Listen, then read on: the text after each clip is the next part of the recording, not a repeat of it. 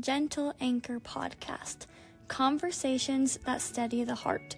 Hosted by a mother and son, this podcast explores what it means to speak honestly across generations. No topic is too tender, just real conversations. Michele and Noah speak with honesty, curiosity, and zero taboo. It's not about giving advice or solving problems. It's about showing up with openness, listening deeply, and being emotionally available. Whether you're a parent, a young adult, or simply someone learning to listen more bravely, you're welcome here. Gentle disclaimer. This podcast is a space for personal reflection, honest conversation, and emotional curiosity, not professional advice. Michele and Noah aren't therapists, just a mother and son exploring what feels true in their own lives.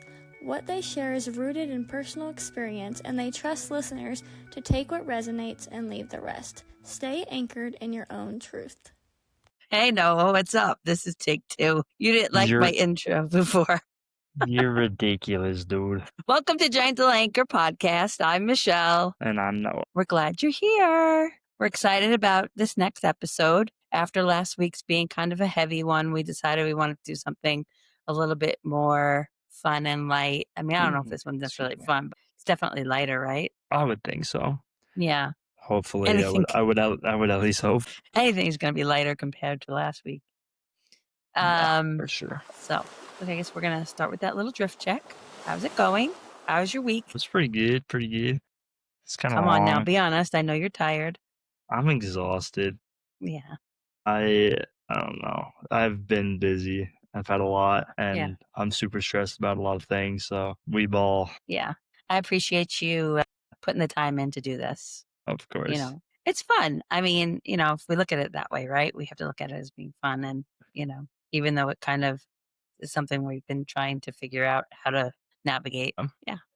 100%. But it's good. It's all good. Yeah. Good. How are you?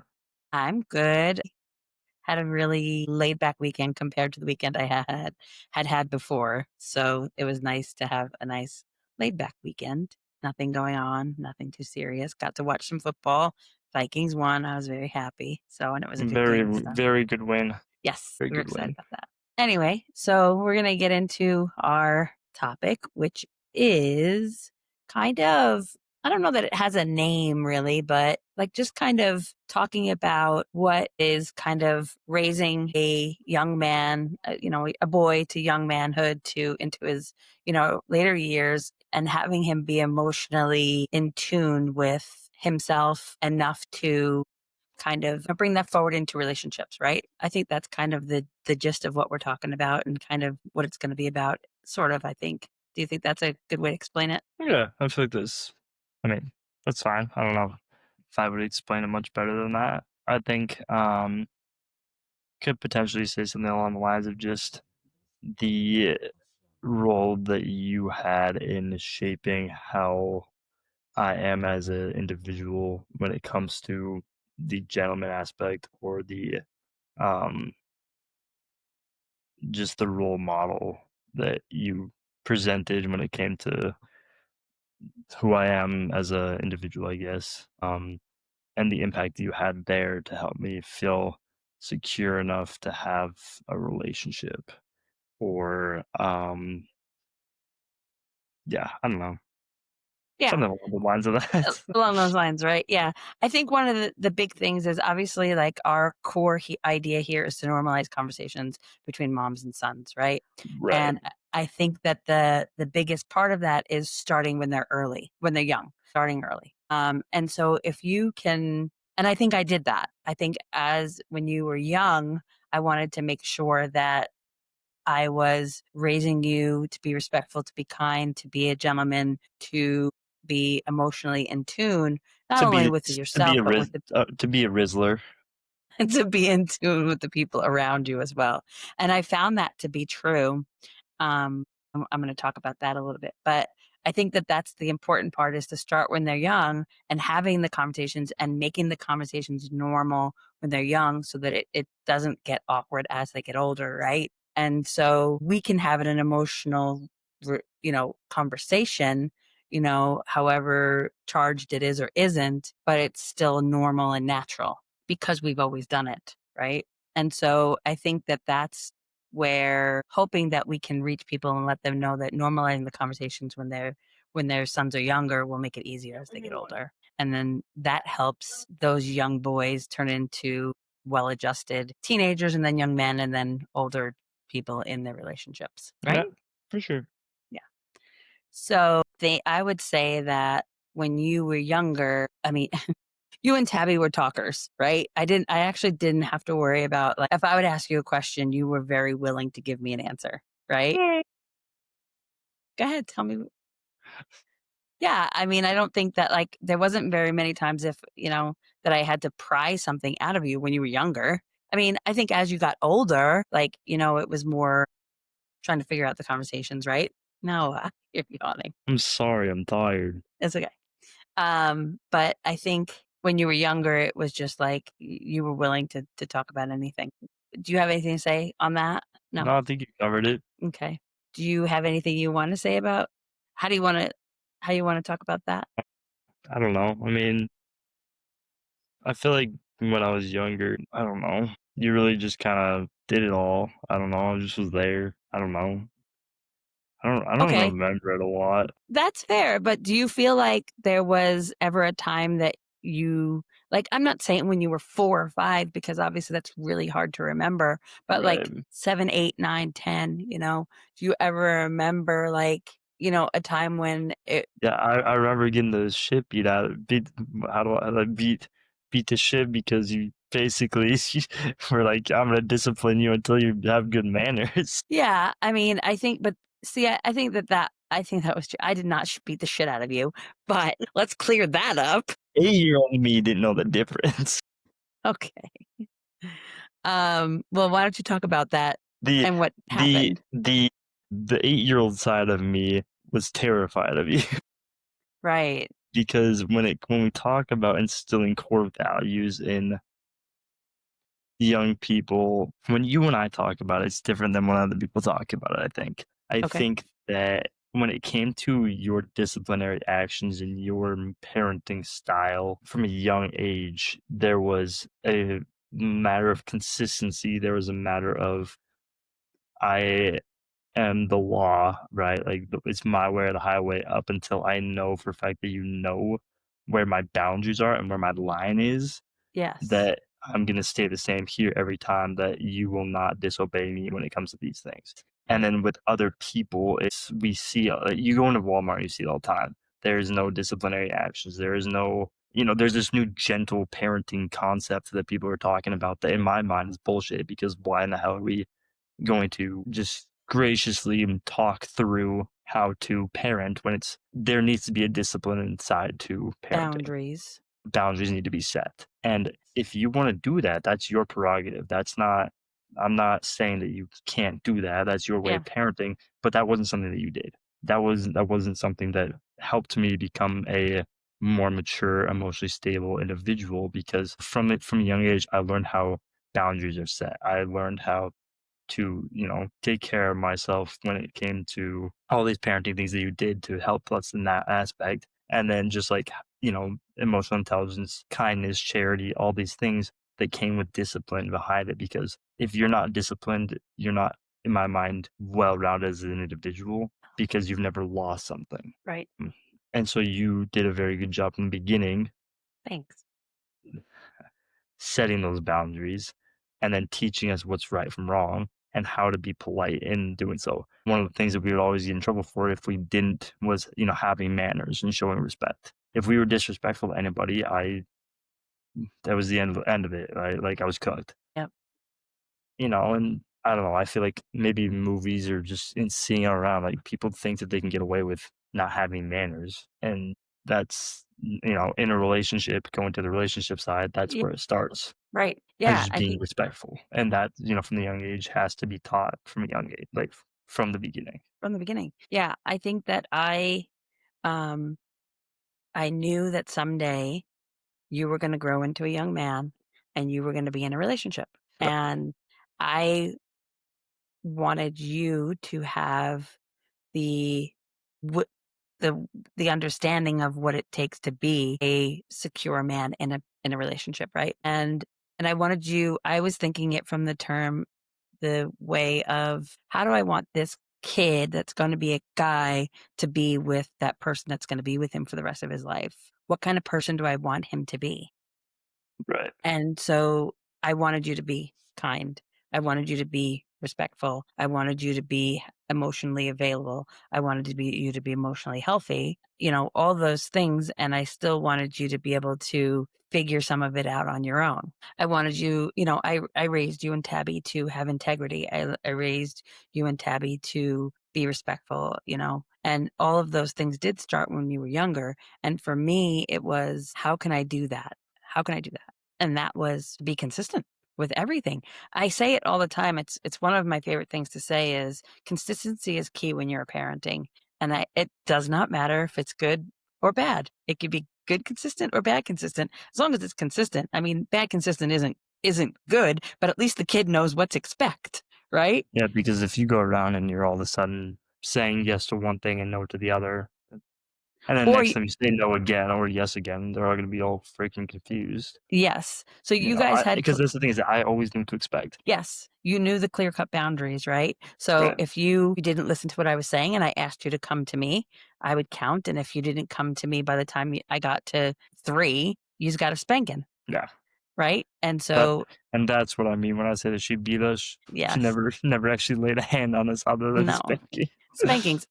But you learned very, very quickly that if you don't come on 3, you're going to get a spanking. So you came on 3. Yeah. I'm not going to say you didn't push it to 2 3/4. You did, but on 2 3/4, almost 3. I'm that feisty fellow. So there was always an expectation behind the rule or discipline or whatever, Right. right? So, and And I was very consistent about that. that's the thing when it comes to parenting is like you can tell between you and dad who we were more fearful of. Like, it wasn't one of those things where I tested dad's boundaries way more than I tested yours. I would say that's true. Yeah. And it just I don't know, it just happened. Yeah. I think your dad had a very hands-off approach and mine was more hands-on. Well, to be fair, he did slap Tabby when she was like 2, so I think she was her like 1, yeah. her She went into hand. the garbage pail and he got a little cranky with her and was like, "No." So I think after that, yeah, he kind of took the hands-off approach, but anyway, and so I think that like you said, and I like, how did I instill those things, right? So how did I teach you to be kind? How did I teach you to be respectful? How did I teach you to be, give service and things like that? And to me, it was by example, right? So if I wanted you to be kind to somebody, I made sure that I always said please and thank you. So you were always going to say please and thank you. If we went somewhere and somebody wanted you did a favor for them, right? Or they needed a favor from you, I was like, "Oh, okay, make sure you do this." And then, make sure that you can do for them anything that they need help with, right?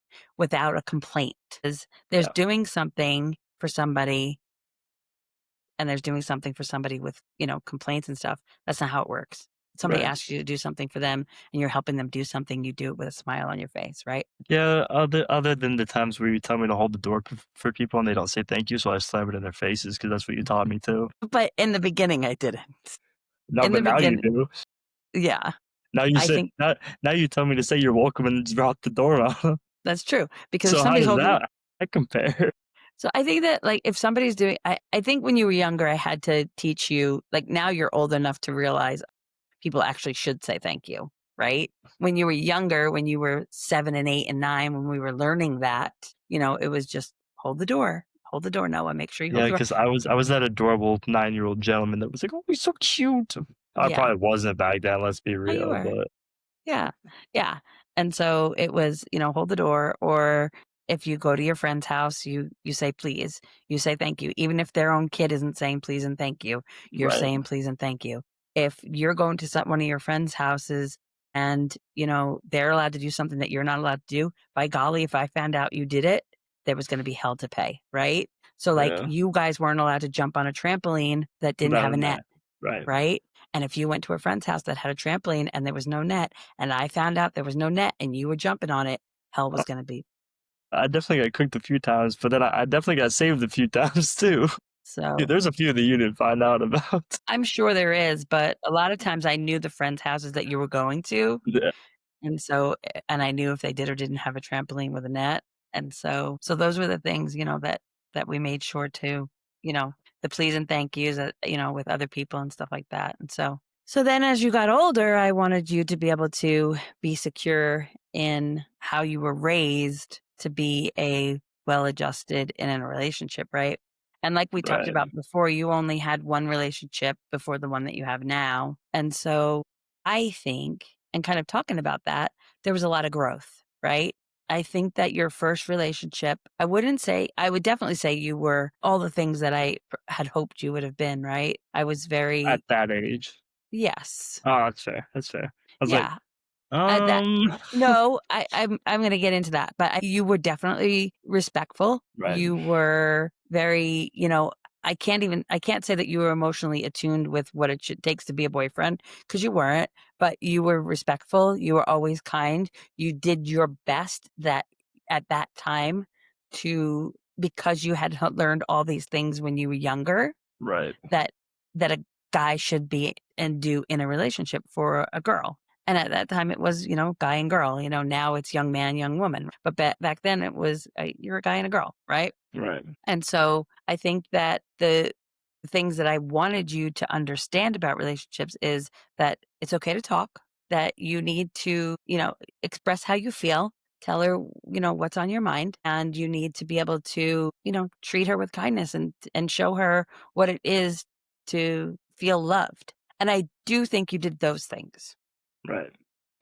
The problem with that relationship was that I don't think you were emotionally available or ready to be in a relationship in a mature way. I say Nope. that all the time. You were not emotionally and mature enough to have that relationship. And I don't think it was because, you were what, 17, 16.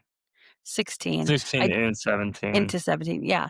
I don't think it was because you didn't have the tools. I just think you I just were think that I was a 16-year-old boy that has never been in a relationship before that also honestly kind of forced myself into that relationship a little bit. right. Like I don't necessarily love that concept, but when I tell people about it, it is true. Yes, I did genuinely like this person. However, knowing myself and knowing like where I was at, because I do a lot of self reflecting and just knowing where I was at that moment in my life, probably could have held off on that one. Yeah. But it was a good learning experience. So I So don't regret that at all. But no, so let's get into that. What did you learn from that? What did you take from that relationship that you brought into your relationship now? specifically, that I have to be willing to spend time with her would Yes, probably that's be right. the biggest thing. That is a very big one because you were not willing to do that in your first relationship. No, It because was I was busy and I had other things that in my mind felt a little bit more important, or I didn't I will say this, I didn't know how to prioritize back yeah, then. Like I didn't understand time management. I didn't understand stuff like prioritization and, good things in my life. I didn't understand that concept at that moment. And so I was a baseball player in high school with very high aspirations at the moment of getting into a good college and doing all my homework and being, the good student that I was, involved in all the clubs that I was involved in. Um, that hanging out with my girlfriend at the time just seemed like an additional stress that sometimes wasn't as important to me. yeah, And to her, obviously, that's not the case. It was that she's busy, but we are in a relationship, need to do the spending time concept. because spending time together does what? What do you know now about spending time that you didn't know then? One increases um, emotional maturity. It's kind of how a relationship works. Uh huh. But Anything else? overall, first, so my current girlfriend right now, her love language is quality time. And so for her, that is just any moment that she gets to just be with me and just be like in that moment increases our relationship exponentially to the point where it's just more positive and beneficial and happy because we're learning about each other. We're losing stress about other things and just centering our relationship on each other and stuff like that. So, I mean, rather than like school or just unnecessary stress, it's, joyful because we're hanging out and stuff like that. So, I mean, back Spending then, though, when I was, not 16. 16, 17, it just, that, it felt clingy in my mind. Yeah. It felt like it was unnecessary. Yeah. If I didn't have time for it, why is it such a big deal? Yeah. But now I understand now that even if I don't have time for it, I still have to make time for it. You have to If make it's something time. that's important to you, you have to prioritize those things that are important to you. Yes. So what do you think you've learned anything else from that relationship? Or I guess anything else Oh, over time? I've learned a lot from that relationship into this one. That was just one thing. Yeah. So tell me something else that you learned. Um, That maybe there's something that we kind of talked about after that relationship that you brought forward to your new relationship. Do you think there's anything there? yeah, I mean, that was the biggest thing, but it was also just the other thing that I was super concerned about in that relationship was the supportive roles and, like pushing each other to be better individuals and Okay. pushing each other to be better, like having passion and goals for things outside of their relationship. Right. And I feel like my current girlfriend and I do a really great job at pushing each other to achieve our goals because we do understand that there is a life outside of each other. Yeah. And it's building that life outside of each other that helps us build a life together. Mhm. Because as much as we want this to last, it's not always a guarantee, right? And so we have to be able to have things for ourselves that are ours that we're doing with our own lives before we can take care of other people. So that was one thing. The thing was, just like from a mental standpoint, communication is the most important aspect of a relationship. Yeah. And I think because you and I have such a open communicate lane of communication that that was something that we did talk about after your Yeah, breakup, right? right. And saying, "Okay, 100%. I don't think it's, I would say I don't think it's going to be beneficial for you to get into a relationship until you are able to be mentally aware enough to say that I can have a conversation about anything with somebody, where you're Mhm. willing to put that effort in. And I think that's a big part of it is putting that effort in to say, I'm willing to have those conversations even though they might be tough. I'm Yeah, willing to put the time in even though I might not have it. You know what I mean? right. And I will say right now, when my girlfriend and so our year and a half is next month. Yep. And one of the things, and we started talking in February of 2024, I believe, is when she and I started talking. Okay. One of the biggest, and to this day, that she still tells me this all the time. One of the biggest things that scared her about trying to get into a relationship with me was that she's never met a guy who is so emotionally intelligent and has a positive, like the ability to communicate the way that I do. Because her ex apparently was just couldn't hold a conversation the way that she wanted. Granted, they were 15, 16 years old. Yeah. So again, I'm no, who really Emotional can. immaturity. Yeah, their emotional immaturity, it wasn't there. But even like with guys that she has talked to throughout college or whatever, before she met me, she goes, it was like talking to a wall. She's like, one, in the nicest way possible, there wasn't much personality, and you've got 15 of them to make up for it. So, that helps. I was like, you're so welcome. But then too, she's like, you're just way more emotionally aware of everything going on that it's uncommon. She's like, I just wasn't expecting somebody to be able to just know how to communicate so well. And it's not even her that tells me that. It's even like my roommates that come up to me and they, when they have things going on that are wrong, we don't even know that we want advice, but we just need to convey or confess some things about whatever it might be. It's like just talking through things because I have that emotional awareness and intelligence to be able to help people through things. Now, a lot So of that stems from this. thank you. Go ahead. A lot of that stems from you and I having those conversations about whatever it might be, that the taboo now is not uncommon. Yeah. Like I feel that if somebody were to present to me any conversation, I would be able to talk about it with them. in Yeah. any relationship. Right. As an athletic training student, it's helped me immensely. That's awesome. I've noticed that my athletes have no problem communicating with me because I make them feel heard, seen, understood, even if it's just the smallest thing possible. Right. Being able to communicate in any relationship sets you apart from everybody else because nobody these days know how to do it. So let me ask you a question. Do you think in our relationship there's a time where when we started this conversation, we were talking about how it was so staunch. It was all these boundaries, all this discipline. It had to be my way or the highway. Do you think there was a time in our relationship where that changed so that okay, so let's talk about that a little bit because it does help us get to where we're going for the rest of this Right. conversation. When do you think that occurred? When do you think that shift happened? I genuinely think that that started happening in high school. Your sister Think says the same thing, so I'm glad that you agree with that. think that in high school it was at that moment, going from middle school to high school that you had set like the foundation and the framework for what it meant to be a mom. Okay. So you had done the difficult tasks from like 0 through 14, 15 Okay. of the parenting side that it more so became, and yeah, you were still a parent. I'm not saying you just forgot how to No, do that, I know what you're but saying. rather than being like the parent the entire time, it was more so, I mean, you and my relationship now is more so friend than mom, it kind of feels like. Yeah. Obviously you'll always be mom. I always come to you for advice and stuff like that about the things and the adulting stuff. Like you'll always be that person that I go to for that. But 90% of our conversations I feel start with something funny. Yeah.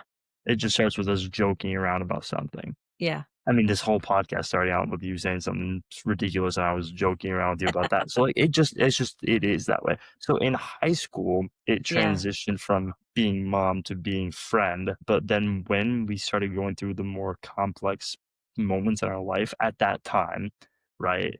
Because I think up until high school, up at any point before high school, was a breeze compared to what high school was for me. Yeah.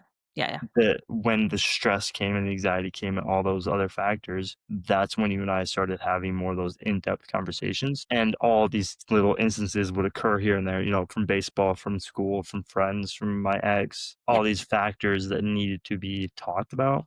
That's where that shifted. And now that I'm away, having that experience in those conversations helps me have experience in conversations, the ability to perform those conversations Yeah. now. So I think I would actually definitely agree with you. Your sister said the same thing because I did ask her about that. But I think I realized at that time that, like you said, I had done the hard work, right?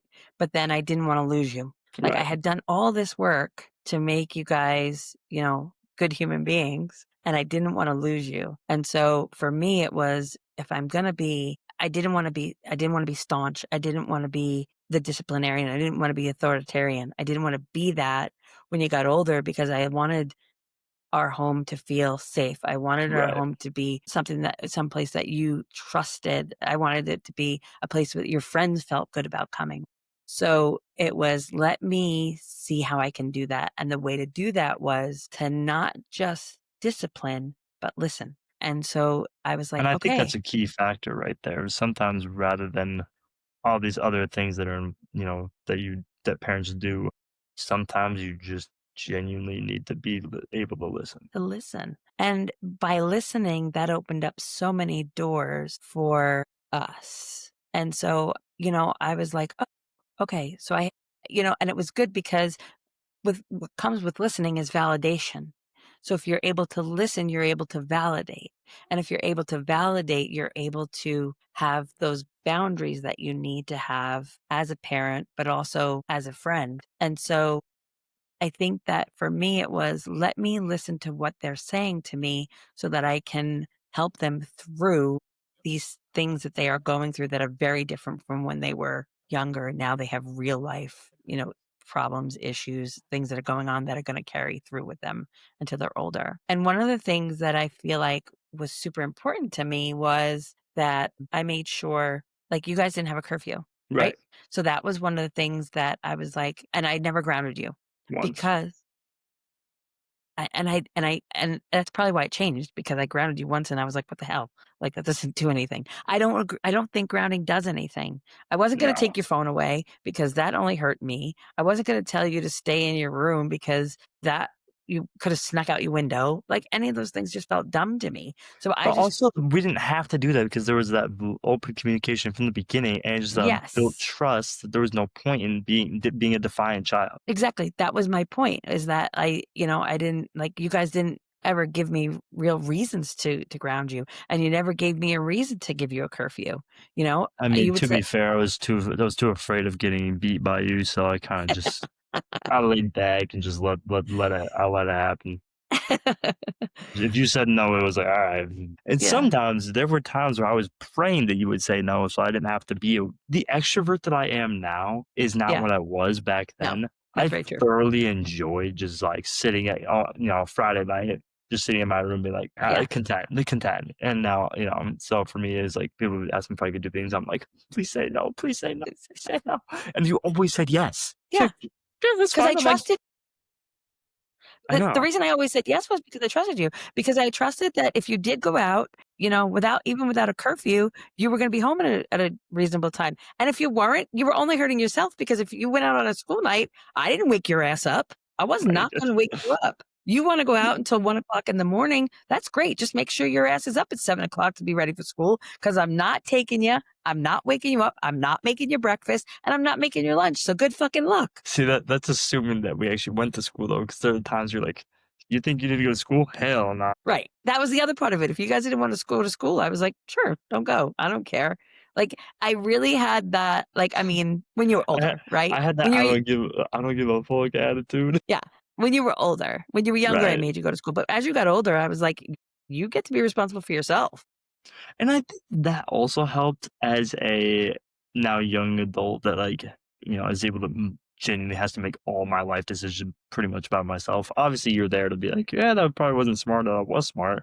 Yeah. But, it's after the fact, giving us that you let us off the leash early. And I know that Mason was talking about like podcast ideas, and this kind of will tie into this. That how he's talks about, some parents need to Oh, like yeah. let off all the reins a little bit, right? Right. Or some parents maybe need to reel in. And a part of me thinks that he was getting at that you held me on the reins a little too long, possibly. Oh, But just from what I know about like conversations that I've had with him and whatnot, I don't think that was true because of knowing like they don't know everything that happened in the past. Like they don't know what that day to day life looked like. yeah. They only know the last 3 years, 4 years. But I also Um, want to interject just for a minute. I think yeah, that can be misconstrued, right? yeah, that So, is yeah, I think that can be misconstrued as, like, our relationship being so open can be misconstrued as me holding on too tight. right. So, But it's not that because growing up, you really were. Hey, yeah, I mean, for heaven's sakes, I've been making my own lunch since second grade. yes, I did not do A that. part of that is she's gonna laugh at this, so I'm not being mean, but she said that she was a lousy mom for that I aspect. Like, was. she didn't get up with us in the morning. If we didn't get to school on time, she's like, "Oopsies," like, Oopsies. didn't care. No. But, like, now looking back, yeah, I'm more independent than I was. Yeah. Yeah, I was a lousy mom when you were younger. I did not get up. I didn't wake you up in the morning. I didn't make your No. lunch for you. I mean, you would walk. We lived right across the street when you were little younger, like elementary school. We lived right across the street from the elementary school. I would watch from the door, and, wave and say, "Have a good day." You walked us over up until, like, 5th grade. Yeah. Make sure we But got yeah, across the I was street very safely. hands off with those things because, and not intentionally, I was lazy, right? And Oh, that's yeah. straight up the truth. That I was lazy. But I do think it had some benefits. And like you just said, it did, you know? Yeah. And So then even, going into high school, it was, you don't have a curfew. If you don't get yourself up in the morning, you miss class. I'm not taking you to school, so I'll figure out how to get there. yeah. Like, it was, I'm here as a parent, but you're a young adult right now. I'm treating you that way, so act Yes. like it. Yeah. So we can, yeah. And I think, we kind of just, wrapping this all up. Well, Um, I'm gonna interject real quick, but okay, sure, go. No, yeah. go ahead. Uh, I just no, we do need to get wrapped up with this. yeah. But I think that I will say that because of that, I think that that's where a lot of people now who don't know a lot about our past has told me that one, I'm wise beyond my years, Yeah. and two, like very much I'm older than they think I am. Right. Or no, that's that. Younger I'm than they younger think than you they think are I am, right? because of the way that you act. Because of the way I act. I am a 21-year-old in a graduate program, and everybody keeps asking me if I'm 24. You know, they think that I'm nobody like it's hard for people to grasp that concept, just the way that I carry myself and the way Right. that I hold a conversation. If I'm with a group of older adults, part of them, they've told me, has a hard time believing that I'm as young as I am, you Right. know, and where I'm at in my life because I act Yeah. older when I need to. And I think that that's because we have over the years literally built this up to you being an emotionally sound human being, Right. right? Which And was that the is goal from the beginning. which was the goal from the beginning. It was, that was what it was. It wasn't just in a relationship, but like you said, it has helped immensely in your relationship. But Mhm. overall, it was just learning, teaching you, guiding you. I say teaching, and it's not that guiding you into life on how to be just keep swimming. Sorry, I had to. It's anyway, just, being an emotionally aware, present, healthy human being, Right. and that has been the goal all along because not only is it what you want in a relationship with a spouse or loved one or whatever, but in any relationship that you hold, right? You want to be able to be emotionally attentive, to be there, for the person that you're holding the relationship with. Yeah, So, 1000%. But anything else you want to add to this conversation?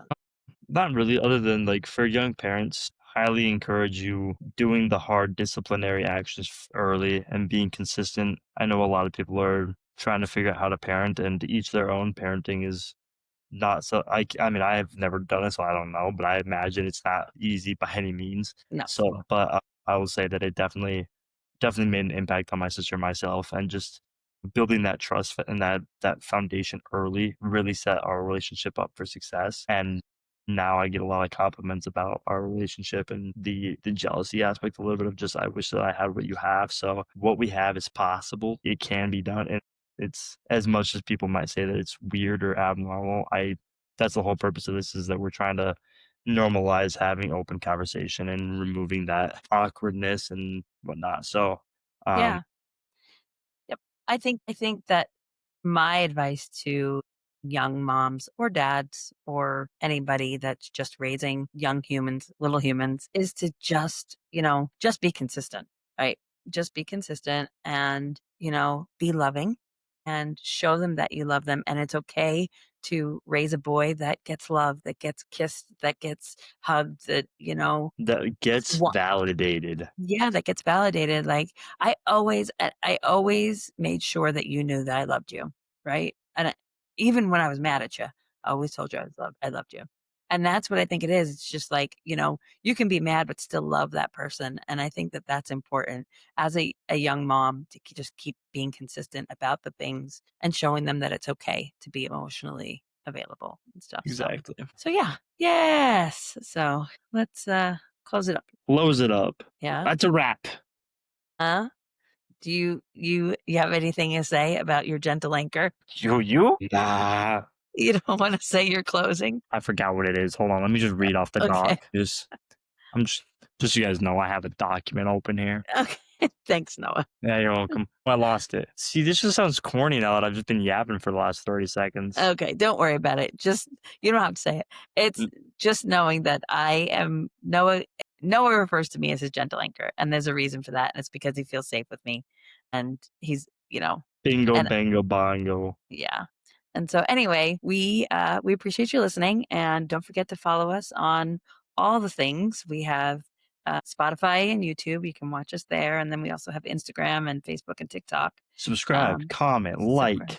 Yeah, and please do. I know we said this last time, but And yeah. please do comment, because if you have something that you want us to talk about, we'll be happy to bring it over to the next episode or another episode, future episode. We really are looking for more things to talk about, and we want you guys to tell us what you want to hear.